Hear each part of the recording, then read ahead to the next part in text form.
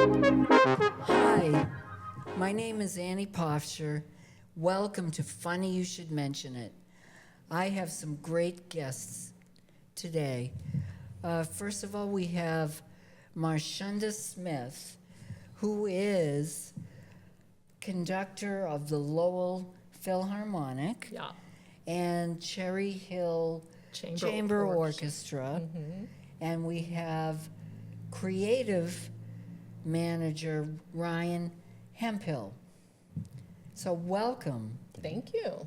and let's find out what exciting things you are doing, including the fun project coming up. So I will begin by saying,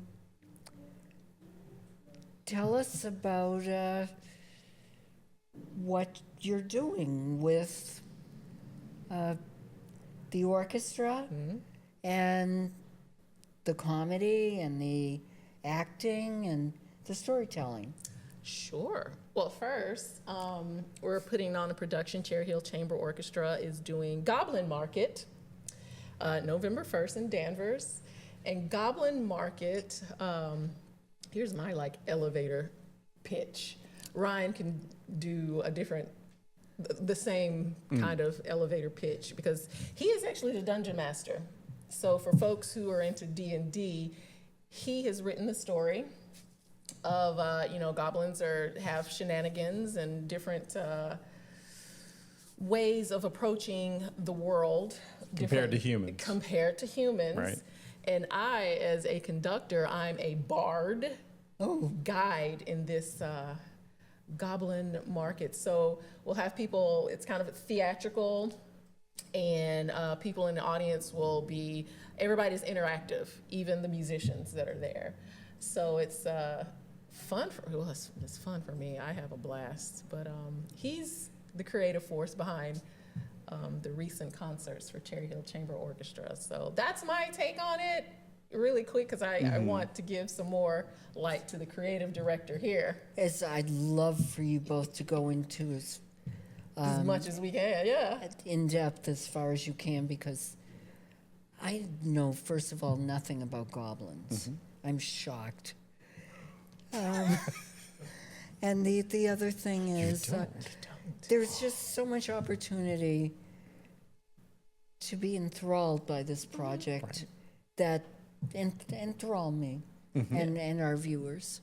Okay. Yeah. Well, as far as the interactive part, the venue that we actually chose for Goblin Market is actually circular. So unlike most theaters that you see where there's a stage and everything like that, yeah. in this case it's actually a circular, more like amphitheater type of scenario. And so that's really great because then we can have the audience sitting in the middle of the Goblin Market, and so it becomes kind of an immersive experience instead of them feeling like, oh well, they're out on the stage and we're over here. And that's actually has a lot to do with our general take on how we would like concert experiences to be. Right, especially with regard to things like classical music, because there's a strong tendency that both of us have been discussing over a long period of time about how the conductors and the musicians are very separated from the audience, right? So and we talked about it as kind of an invisible wall. Yeah, an invisible wall. And so what we're trying to do is make sure that our concerts are doing their best to break down that invisible wall.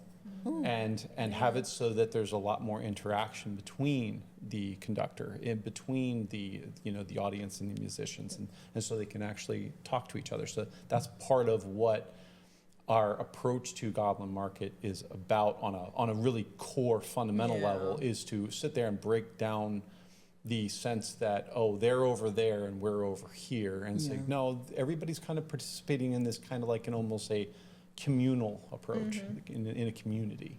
And so coming at this from my past, being in orchestra and being a conductor and seeing predecessors of mine, there, as we said, it was always this invisible wall, and the conductor would come up, bow, conduct, and thank you, everybody would clap and leave. And if I was sitting in the audience, well, lots of times I've sat in professional orchestras in the audience, and I just was like, okay, can we discuss what we just listened to, or can I interact, or something? There was nothing there, and it felt elitism. Well, It felt a lot elitism, and this music that I'm attracted to that created all these stories in my head, I wanted to be a part of that. Yeah. And so, to break it down a really simple way, more than that? yeah, is where the audience themselves are finding themselves insecure about whether or not they're supposed to clap or not. Yeah. That kind of tells you everything you need to know right there. That's the invisible wall right there. Right. It's like, am I allowed to clap? Should I be clapping? Oh, maybe I'm not supposed to clap yet. Ooh. That's insane. That's insane. Music is supposed to move Right. you. Art is supposed to move you. Yeah. And then you're going to an event, and there are these rules saying, oh, after 4 movements, you can't clap in between movements. Like, well, if the artists like really played this 4-minute piece and just really moved you, the best way to show an artist that you appreciated what they just gave you is to move. Yeah. Like, All right. thank you. Yeah. And so it's very fascinating. At the beginning of our concerts, we actually have to tell people and let them know, we give you permission to clap. Oh yeah, she You know, does that every single time before she begins anything. Before we get giving permission to move, to sigh, to laugh. But it is crazy that she has to do that, and she really does. So I really that's the fascinating part that's happened. However, since our audience is growing, Yes. So I start off each concert with how many people have been to a Cherry Hill Chamber Orchestra, and more people are raising their hand. And but for the people who haven't raised their hand, I give them the disclaimer: please move when it moves you. You are allowed to sigh. You're allowed to close your eyes and just be captured in whatever the shenanigans are going on. And it's. Here's another story. The permission helps. The permission helps. Here's another story. So I was the music director at a local church here, and the choir director. And so we were practicing this. We were practicing this really cool piece. I cannot remember what the name of it was, but it was a choir piece that you needed to like shake a tail feather. You needed to move. And so I put down my baton. I was like, choir, why can't you move? Like, the words are moving. This is moving. Why can't you move? And they literally said, we need permission to move. Oh. And because I also said, is this like a New England thing? Because down south, when the spirit hits you, people move. Right. And they're like, yeah, we need permission. And I'm like, I give you permission. Please move. Please move. And after that, they started moving more.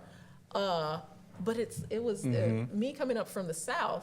That was an interesting thing, having to give permission to allow the art to move you the way you want to move, but there are these invisible rules and walls that have been placed upon art that disallows you to do what you kind of naturally want to do. Right.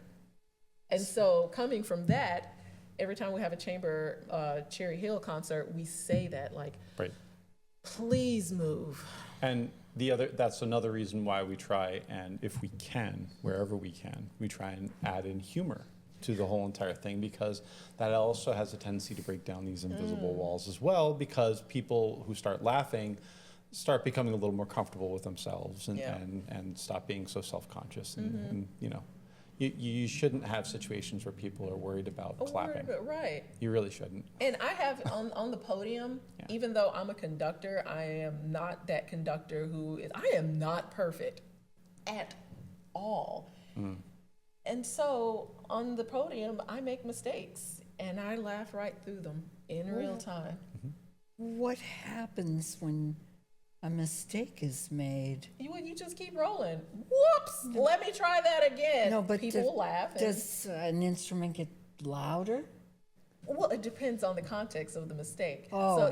So sometimes I'll make a mistake and there will be a musician that catches that mistake and goes like, wah, wah, wah. And they just And what do you call them? improvise. You call them? I call them wonkies. Yeah. I call them wonkies. Yeah, so when I make a mistake, I make a wonky. Yep. So there's some musicians that are right there waiting for me to make a mistake, not like as in like, she's gonna make a mistake. They just know like something's gonna happen, and Marshunda's just gonna roll along, and they're at the ready with their instrument to make some kind of noise that gets everybody laughing. And I think when the audience can see that a conductor can laugh at their mistakes and keep rolling, and is accessible that and way. accessible like that, that allows everybody else to be like, oh, that's okay. So if the conductor has their hair down and isn't afraid of making mistakes, then so can I. There you go. There you go. Yeah, and that leads us into, we'll get to the Cherry Hill Chamber of Commerce. Yeah. Sure. Couple of weeks ago, I guest conducted with the North Shore Philharmonic, and this was in Winthrop, and so it was like a pops concert, and so I was conducting, Right. and the orchestra, they were having a good time, and I'm looking at their faces, and they had this interesting smile and laugh on their face, and I'm thinking, I don't know what's going on behind me, because but whatever, people are having a good time. So afterwards, the principal second violinist, Ashley, she said, Marshunda, we were all laughing because there were lots of elderly people in the aisles dancing to the classical music. And I was like, yes, that's what's up. Mm-hmm. That they saw me dancing on the podium, and so that allowed them to dance as well. Yeah, it's permissive. It's very permissive.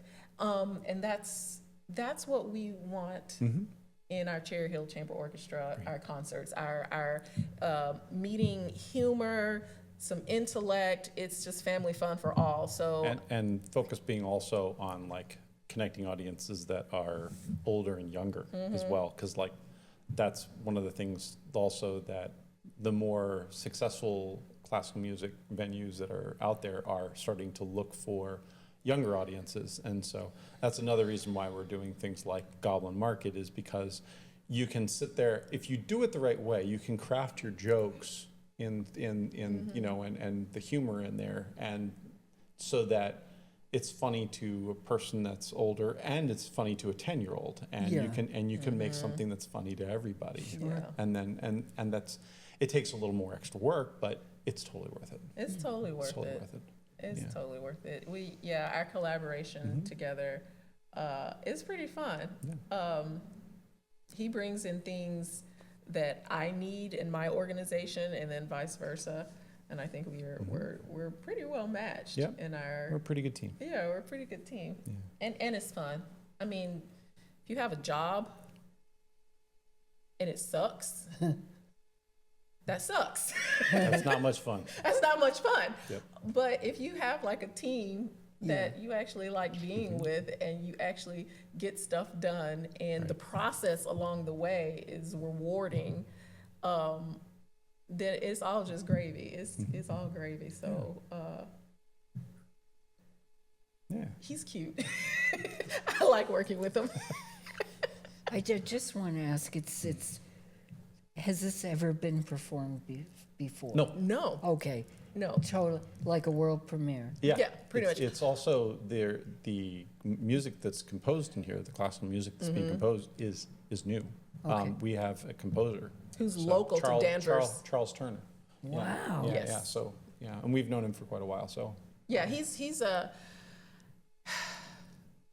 music comes out his fingers. yeah. Oh, There have been a couple of times, because I also conduct No Name Orchestra, which is another orchestra.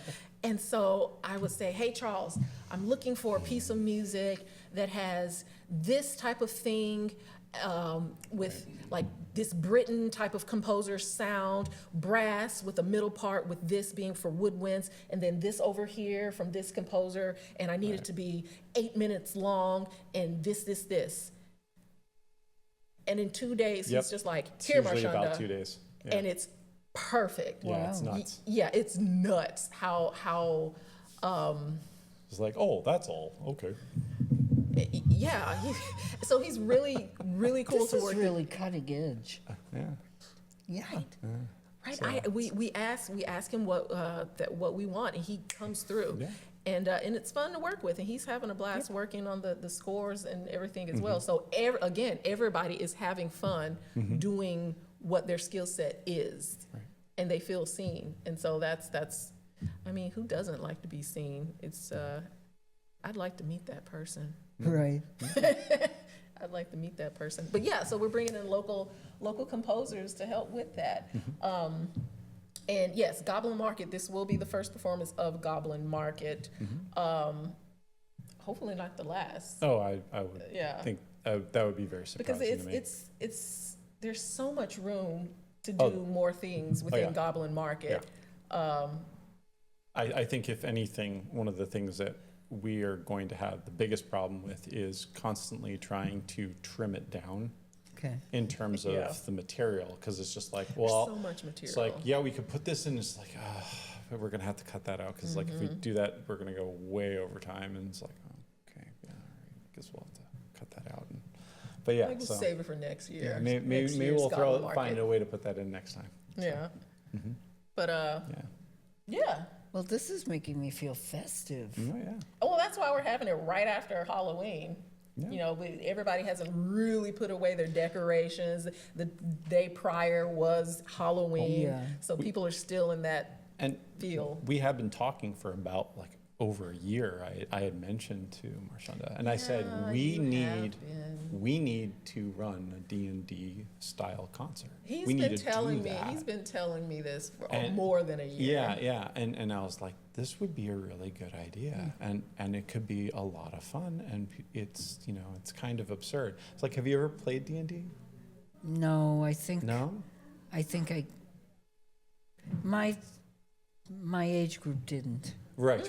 And then we went into Well, the work world. The interesting thing is, like, a lot of people who have never played D&D before, they have a tendency to look at it and say, oh, well, there's a lot of sword play and there's fighting and so forth, and thinking it's kind of like the impression that a lot of people have who haven't done it before think it's some kind of strategy game that is, like kind of like what you would see in a video game, only Right. it's on tabletop. Right. It's like, no. That's not what it's like at all. No, It can be if you make it that way. It's more like Monty Python and the Holy Grail. Actually. It's really just You just absurdity explained after it to me. absurdity after absurdity. I understand and you have a ball, but just like, even if you screw everything up, and like, I mean, I remember one of the first times I ever played, like there was the DM was trying to get us killed the entire time. The entire time. And it was really funny because I outwitted the DM. So like, he's got this tower that he wants us to climb into, and then we have to climb into the tower in order to get this this thing at the top deactivated and everything. We had already deactivated one somewhere else, and that one wasn't so hard. But this time it was very clear that there was like, a big nasty boss dude inside. Inside the tower. So we noticed that, and we kind of, he gave us some ominous, tellings about it, and I said, wait a second. Wait, you're missing a part. So this tower. No. I think you did. No, I'm about to tell it. So like at the top of the tower, there's like these control mechanisms that need to be deactivated, right? And so I sit there and like, we notice as we walking in there that like there's obviously something in here, Yeah. and it's Because we got to going get to to the probably top get of us the tower. killed. We have to journey to the top of the So tower. Along the I sat journey, there and I there's said- something. I said, wait a second, guys, let's go back outside. And so we go back outside, and I said, okay, close the door. So they closed the door. I said, okay, I'm going to do this little spell, which is going to pile up a whole bunch of dirt against the door, right? And was it this Because was the a door level opened one out, spell? like it always says, and it's a spell, So I said, okay, I'm going to pile up a whole bunch of dirt around to basically block the door completely. And then I just filled in the whole entire thing. And then I said, okay. And I had also checked to see that there was a open window up at the top of the tower. So I used my grappling hook, went up to the top of the tower, grabbed all the stuff, walked back down, and we left. And so the whole entire thing that the DM had planned on like sitting there and killing us with, it was just like, He wanted us to go through the tower Yeah. up and like go through all these traps and everything. But Ryan was like, no, there's an easier way. and everybody started laughing because it was just like, okay, Ryan kind of got you there, and that was kind of the fun. It was like really strange, unusual things happen that you're not really expecting, and that was part of that's part of the fun. Which happens at our concerts. Right.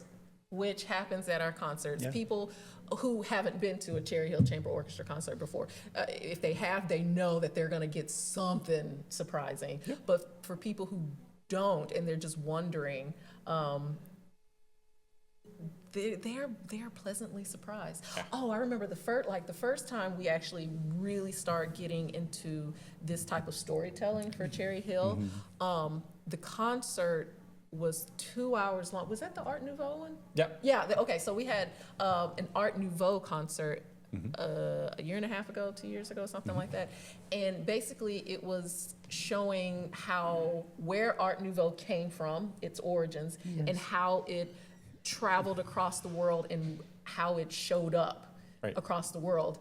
And we had like PowerPoint and everything, and we were playing the music that was associated with these areas as well. Exactly. We showed artwork. We showed everything. We took everybody on a journey. Fraggle Rock was in there. Yes, the Fraggles were part of the concert. And then at the end, people came up to us, to talk to the musicians and me and everything. I had a lot of my students there. And then there was one lady that said, that was the best 2-hour concert that I've ever been to. And I was like, oh, I didn't know it was 2 hours. We kind of lost ourselves. But the point being is that it was a 2-hour long concert. And she said that was the best 2 hours. It didn't even feel like 2 hours. Well, one of the other things too is that it's known in the classical music scene that if you go over 2 hours, that's a death knell. You can't go over 2 hours. You're not supposed to do that. That's a big no-no. And everybody was like, nah, it's fine. Yeah. And it's just like, well, then we must be doing something right. We must be doing something right. Must be. And We must be doing something right. I love anybody who talks about Art Nouveau. I mean, I went to Europe and chased it around. Oh, yeah. Yeah, I mean, who's famous for it? The Czech Republic or Prague? I'm not sure. It escapes me a little. Rennie McIntosh, the Scottish architect and designer of tea houses. Oh, it was like a 25-year era where like it was a short era. it was a short era, but like it was amazing how much really beautiful stuff came out during that time period. I just and New York City Right? has beautiful art. Yeah. Right. And then right after that was the Art Deco time period. Yeah. So it started there. With our type of storytelling. And we just received lots of great feedback that we're thinking, okay, maybe there's something here. But it was also me as a conductor and a musician, I wanted something different. Yeah. I wanted something different. I just... I get bored. And yes, I love the classics and everything, but I also like the contemporaries of the heavy hitters. I like different sounds. Right. And so, and I want to know the stories behind those as well. Yep. So I'm not going to program something that I'm bored with. Right. If everybody's constantly doing Mozart, Beethoven, Bach, Dvorak every single time, it gets really old or really quick. Very quick. And Very that's quick. one of the problems we're running into right now. Yeah, so we decided let's spice up concerts. Yep. Sounds like you really did. Yeah. And where is your biggest base? Is it Danvers? Or? Yeah, we're based out of Beverly and Danvers, like our area right here. We've been doing Lowell as well. We've been doing Lowell because Lowell Philharmonic. I conduct that, the music director there. So we're traveling around and just doing things here and there, just growing our How do church. people follow you? Well, if they're Your not events. my events, I was trying to go and make a joke like, well, if they're not standing behind me. Oh, I like jokes. Oh, but they can just look me up online, really, just marshunda.com, and then you do Facebook, Instagram, LinkedIn. If you just type in Marshunda into Google, it's going to take up the first 4 pages. Yeah. So the people who came to these concerts and said, wow, that was the best 2 hours, they knew you already. Some of them did not. How did they find you? It's just ads, word of mouth. Okay. So my students and my students' parents and people that I've Okay. come along the way, they were like, "Yeah, Miss Smith, she's a special person. She's having a concert. Let's go to her concert." And so they'll bring a new person. Of course, my students and my parents and everybody that I've talked to and met, they already know I'm kind of special. We went to a pride parade, and it was really funny because like my kids were there, and so they watched and noticed that practically every like 2.5 to 3 minutes, someone would jump out of the parade and say, "Marshunda!" And sometimes she knew who they were, Okay. And sometimes she had no clue. And like she's just like, "Hi." and my kids are just like sitting there looking at this going, because they'd never seen someone that everybody knew, and they're just like, "Does this happen a lot?" And I'm like, "More often than you it think." does. Yeah. It So does. there's It they come does. from some very different places. It's Yeah. Well, I'm a new fan fun. Yeah. now. Well, thank you. Good. Thank you. But, I don't read the paper. Mm-hmm. And I don't follow a Social lot media. of, well, actually I do, Mm. but I think I've been following myself more than the orchestras. So I was like, how did they find you? When I asked you that, it was more like, how did they find you? And I didn't. Oh, okay. All right. I get you. I don't know. I guess I'm like, wake up, Annie. Well, we do have some people that come to the concerts that don't do social media, Right. but they wait for my email saying, "This is coming up. This is coming up." And so once they receive that email, they're like, "Purchase." Yeah. Okay, Yeah. that's great. Yeah. Yeah.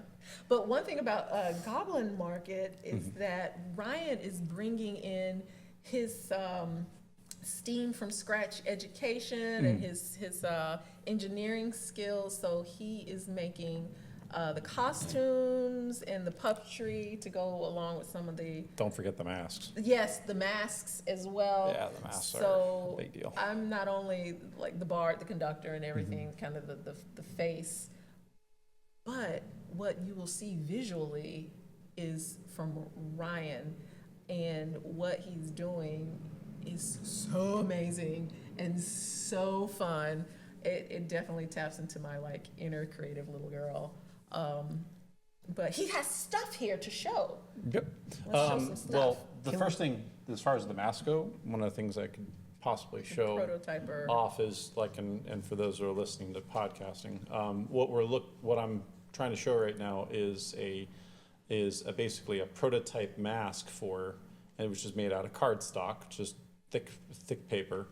And the whole entire idea about it initially was that I want to make sure that whoever was using the mask would have high levels of vision Yeah. through the mask, and that we could actually figure out, like, assuming goblins have long noses, like, Yeah.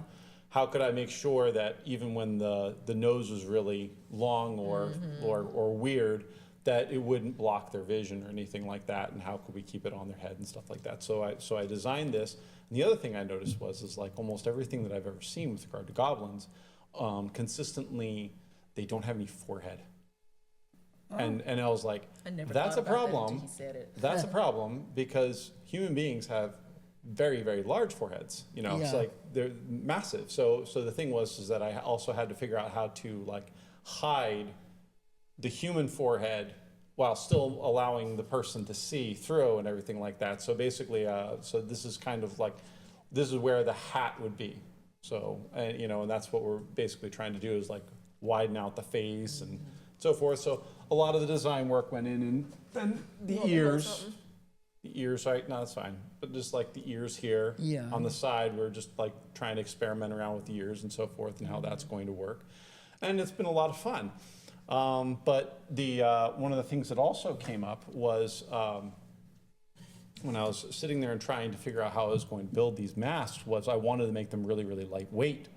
And so I started looking around at the typical materials that are available. And one of the materials that was typically used for these kinds of things is this thermoplastic mesh type of material, right? And so it allows you to create something that's really lightweight. It's kind of like working with like a plastic version of fiberglass, you know, that's not dangerous, right? Yeah. Right. So the problem is that all these things are coming from would have been coming from the UK.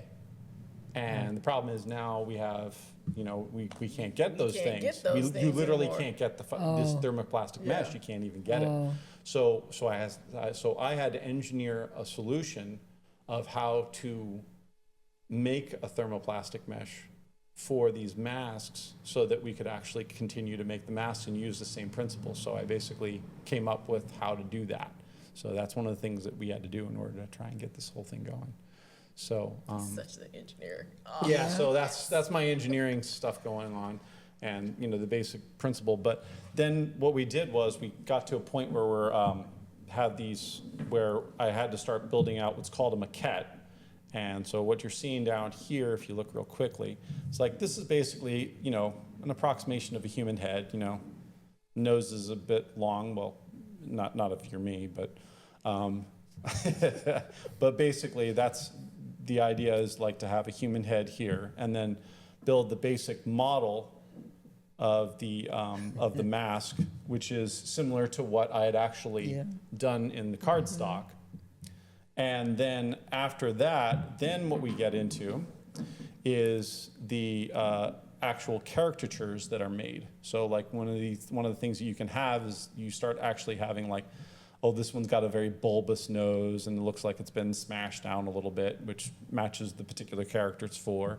And then this one here, this is going to be for the etiquette coach. the etiquette coach, and the etiquette coach has to, you know, look a little smarmy and so forth. And so what we're trying to do is, one of the things that's really fun about preparing all these ideas and so forth is that like goblins actually provide you a really great opportunity to do human caricature in a way, right? So you can take all these elements of human faces and so forth, and you can go to extremes, and it's not going to upset anybody because it's a goblin. It's a goblin. It's a goblin. So you can go ahead and do something like that. And so that's one of the things that we're doing is we're kind of messing around with it, and you know, and doing.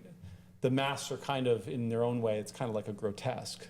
But at the same time, it's designed for the purposes of humor and to really engage the audience and to really catch them and make sure that they enjoy it. So that's what the idea is. It's beautiful. Yeah, I can't wait till we like we do the bigger part, the actual mask. Yep. He goes through lots of prototyping stages. Right. Whereas I know since I'm in the school system and I see some educational components, particularly STEAM and STEM, it's plug and play. It's plug and play. Yeah. And I was listening to WBUR, I think it was like 2 days ago, or maybe it was even yesterday, that it was concerning the visa thing that's going on right now, how it's $100,000 or something for a visa now. And it's because To hire somebody here. to hire somebody Right. out of from not in this country because a particular organization needs to hire like an engineer or something. So, and the person that was talking to the interviewer said, well, we have to go outside this country because we have a real deficit in students coming out of STEAM and STEM programs. Like no one's going into engineering. And so, and what we've seen is that when we look at these STEAM and STEM programs, Education in the U.S. is what she's referring to. education in the U.S., there's a lot of plug and play. Yep. It's kind of like IKEA. When you go and buy something from IKEA, you know, put this into this, put this into this, but that's not engineering. You know, No. that's just assembling. Yeah, it's just assembly. That's just assembly. So when he's doing his education after school, because he teaches privately, he's building things from scratch and Yep. he prototypes them. So it's really fascinating. It's really fascinating and cute to see him with his students. They'll make something, then they'll assess the situation. Does it work? Doesn't it work? Or hey, why doesn't it work? Can we make a modification? How do we make the modification? How do we not burn ourselves? Is there something cheaper that we can get the same job done, but not spending like $1,000 on a STEAM program. Right. And so STEAM from scratch, kids are learning material science, the different things that match, or you can explain it better. Yeah, I mean, like, well, STEAM and STEM, the STEAM refers to science, technology, engineering, art, and mathematics. Yeah. But one of the things that's really interesting that is kind of left out of that, which, you know, after a while, these terms end up getting a little bit long-winded. Yeah. But one of the biggest problems and things that gets overlooked a lot is design. And the reason why that's really important is because design, you know, it seems like a simple term, but it actually refers to both the idea of experimentation, and it also has to do with the idea of observation and figuring out how something works. Yep. And so the thing is that with most of the kids that I'm teaching, I'm trying to make sure that they're figuring out how the material, on a fundamental level, like how materials work, so that they know how the materials function first. Then they learn how to manipulate it and modify it. And then after a while, they're creating their own prototypes. And so one of the things that was really interesting is I had this aquaponics summer camp program that I did. And there was this one kid that in the third week of the program, when we were kind of wrapping up, he all of a sudden got really quiet. And he was just kind of looking around at the aquaponics engineering that they had done. They had made this fish tank and all these, to feed all these plants. And it would basically, this pumping system and everything like that. And they had built everything. Even they had like manufactured the nozzles that would connect up the tubes and everything like that. And they came up with the entire system of how it was going to operate. And he all of a sudden was just kind of sitting there looking, and he goes, do you mean that I could do this? Whoa. And there it is. And there it is. There it is. That's the important part. And that's where this design aspect of it, and that's why I came up with this STEAM from scratch model, because I said, if the kids don't know how to build things from scratch, if they don't know how to design things, if they don't know how to work with the materials in the first place that would allow them to prototype something, experiment, figure something out for themselves, they're never going to get to that point where they have that moment like that kid had where he goes, I could build my own aquaponics system. I can do this myself. I don't need somebody else now. I can do this. And that's that aha moment. And that's what really matters. And I think that's one of the reasons why you're not seeing a lot of STEM and STEAM kids continuing on, is because they're never having that moment where they go, wait a second, this could be me. Oh. Yeah. It's never hitting them, and the reason why is the programs are oftentimes like put together kits, like she was saying, like IKEA stuff. You know, it's just like, oh well, I put together A, I put together B, I put together C, and then they throw it out in the trash 2 weeks later. And then it's not, and then that doesn't tell them, oh, I did something valuable. Oh, I'm competent. Oh, I'm capable. It's like, no, someone told me what to do. I followed the instructions. I finished the project, and now that the project's done, I'm going to throw it in the trash. Yeah, I'm done. What have they actually learned? What is the follow-up after that? Yeah. What have they really actually learned? Can they take what they learned and like put it somewhere else? Can they string that along to something else? Does it build upon itself? Right. And a lot of times it's no. And that's what the person that I was listening to yesterday, he's like, we have to have these visas to have people from other countries come over here, because we here in America, we have a deficit of engineers and all these, we don't have these people here homegrown. Okay. And so that can do the job. Right. Yeah. And for orchestra and classical music, our audiences have dwindled over 50% within the past 20 years. Yes. Now I have a story. I conducted an orchestra earlier this year, and it was some really brilliant, talented kids. And when I came in for this two-day festival right outside of Boston, it was 150 kids. First thing I did, I said, all right, here's my name, Marshunda. Let's say it together, Marshunda. Yeah. So got that. And then the second thing I said, I'm not interested in your perfection. And as I'm speaking to them, I saw it was like they were deflating. Yeah. It's like I'm not Calming down. They were calming Yeah. down. And as I'm speaking to them real time, I'm thinking, oh, this is interesting. What's going on? So I told them, yes, you're going to make a mistake. I don't care. A wonky. A wonky, thank Yes. you. Yes, you're going to make a wonky. I really don't care. You've already made it to where you are sitting in your chair right now. There are some other kids that didn't make it, but you've made it. Now, I'm more interested in you taking risks, and let's tell the story of this piece together. If you make a mistake, again, pick yourself up, let's keep going. We don't have any time to crying over that. Just correct yourself. That's why we have pencils. And so for the remaining time that I had with them, we had so much fun. That's so powerful. We had so much fun, and during that weekend, I had so many kids come up to me saying, I didn't know conductors could be like this. And I'm like, yeah. Yeah. Ouch. So many kids saying, I didn't know conductors can be like that. I didn't know that, oh, here was another one. I didn't know that I was allowed to like my instrument and the music. Yeah. There's that allowance thing again. And invisible walls. And invisible walls. Yeah. There were kids coming up to me, oh, there are other composers besides Beethoven. I'm like, yes, there is. There is. So even in our education system right now with the kids are held so tight to some rule that once they leave school and they leave that instrument, they're not entering in orchestras because they've been already burned. Yep. They've been already pushed aside and told, this is how you have to be perfect. You have to be perfect. And I'm like, you're a kid. This is the place, this should be the time in your life where you're allowed to make mistakes and learn from the mistakes.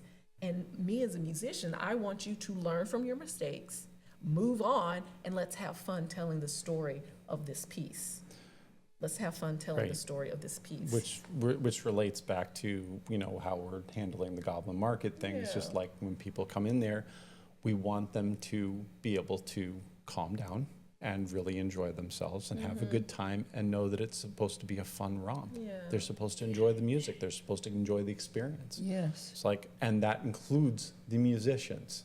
Yeah. Everybody should be having a good time. Everybody should have fun. Anybody that, like we're going to have actors involved and stuff like that, and they're going to be doing stuff.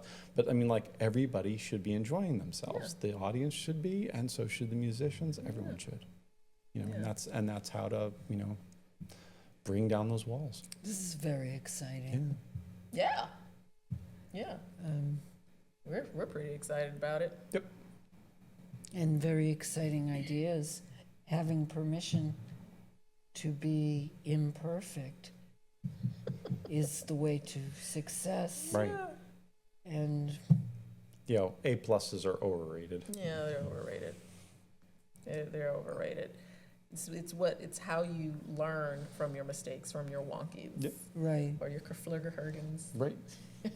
Yes, that's a word she came I up am with, by the going way. to enjoy making my wonkies from now on. Good. Yes, I must put in like a public announcement of the word Kerflurgerhergen.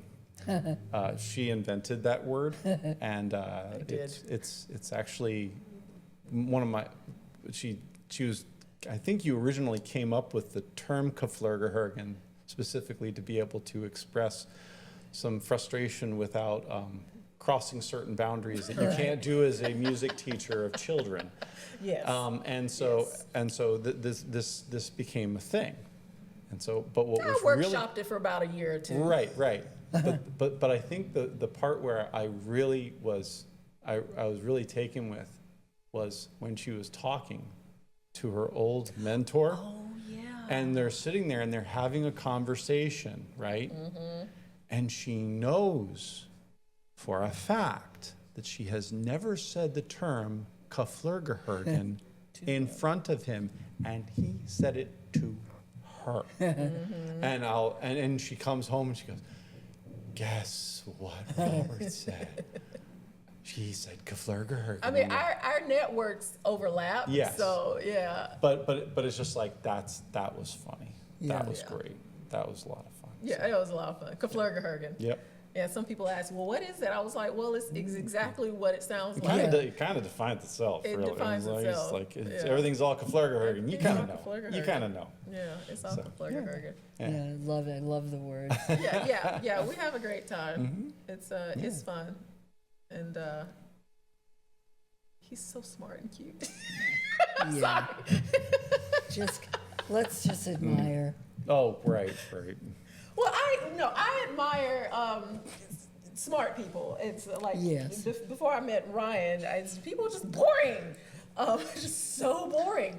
I don't like to be bored. I don't like to be bored. That being bored is boring. Yeah. And talking to people who are boring, like, hey, what do you think about this thing that just happened over here with I don't know, the dump and whatever, and like, oh well, it is what it is. Yeah. That's it. That's all you got to say. Okay, all right. And it was just time after time, people just had nothing else to say. But then when I met him, when I first saw his picture, we met online. When I first saw his picture, he looked like a jerk. No. That's what she That's thought. always promising. He looked like a Yep. straight up jerk. Yeah. And I did not like his picture. Do you think I look like a jerk? He looks different now. But my teachers, they always said, Marshunda, do not judge a book by its cover. So I said, okay, all right.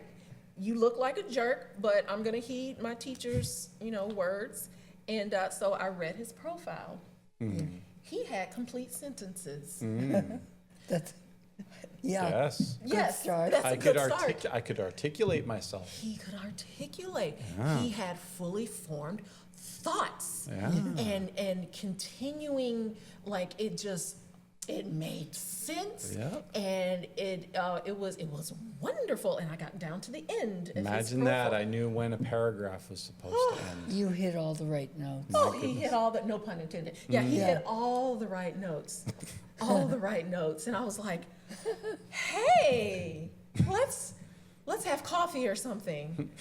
Let's go to Flying Saucer, in Salem. And I wonder when you finally told me that you thought my pictures made me look like a jerk.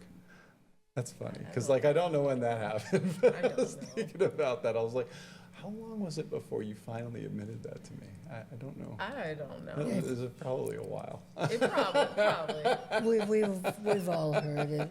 It's been well over a decade Yeah. at this point, so it doesn't matter. I remember a friend of mine saying to me years ago, when I first met you, I thought you were weird because you had curly hair. Okay. At a time Weird. where women ironed their hair. Oh, okay. You had Gotcha. curly hair. Gotcha. Sorry, I was born that way. Yeah, that way. I didn't Yes. know. I was a little girl on my Right. bicycle. Yeah. I didn't know. Yeah. But I was a little taken aback. Yeah. But yeah, it's nice, when people form an opinion and then they're like, I was wrong. I was wrong. Right.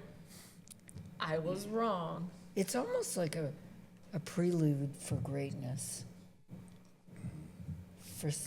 And something great is coming when you have a first thought and then you go, whoa.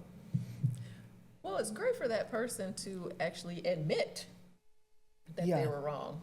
Yeah. I always found that some of the best people I've run into in my life, what makes them really a decent, good human being, I think it's really interesting. It's not like they don't make mistakes. They make just as many mistakes as everybody else does.